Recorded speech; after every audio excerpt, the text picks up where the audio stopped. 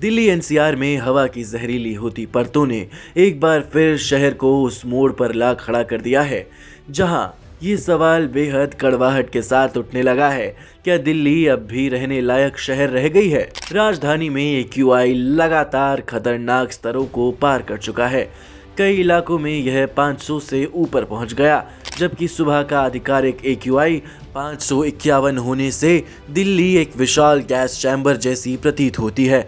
धौला कुआं, आनंद विहार और आईटीओ जैसे इलाकों पर धुंध की चादर छाई है और स्कूलों को हाइब्रिड मोड पर चलने की मजबूरी इस गंभीर खतरे का सबसे बड़ा संकेत है। ग्रैब 3 के तहत लागू कड़े प्रतिबंध, निर्माण कार्य रोकने से लेकर औद्योगिक गतिविधियों पर नियंत्रण, पानी का छिड़काव और सड़क धुलाई, इन सब के बावजूद हवा में PM 2.5 और PM 10 का खतरनाक स्तर जस का तस बना हुआ है। PM 2.5 का स्तर 391 और PM 10 का 466 माइक्रोग्राम प्रति क्यूबिक मीटर तक पहुंचना हर नागरिक के फेफड़ों पर बोझ बन रहा है, जिससे दिल्ली में रहना एक संघर्ष जैसा हो गया है। इस संकट को लेकर जो सबसे निराशाजनक पहलू सामने आया है वे है क्लाउड सीडिंग प्रयोगों का बार बार असफल रहना। सरकार और वैज्ञानिकों ने कई मौकों पर बारिश कराने का प्रयास किया, लेकिन बादलों की स्थिति अनुकूल न होने के कारण तकनीकी चुनौतियों के चलते ये प्रयास विफल रहा। बारिश की उम्मीदें टूटने के साथ ही प्रदूषण और भी स्थिर हो गया। ये नाकामी इस बात को रेखांकित करती है कि दिल्ली जैसे विशाल शहर को केवल अस्थायी उपायों के भरोसे नहीं छोड़ा जा सकता। अब सवाल ये है कि जहरीली हवा में लोग कैसे सुरक्षित रहें। वैज्ञानिकों ने कई महत्वपूर्ण सावधानियां सुझाई हैं जो इस संकट के दौरान बेहद जरूरी हो सकती हैं।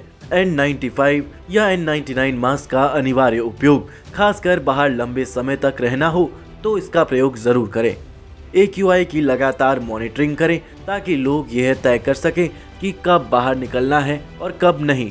सुबह और देर शाम की बाहरी गतिविधियों से बचाव रखें, क्योंकि इस दौरान प्रदूषण स्तर अधिक रहता है।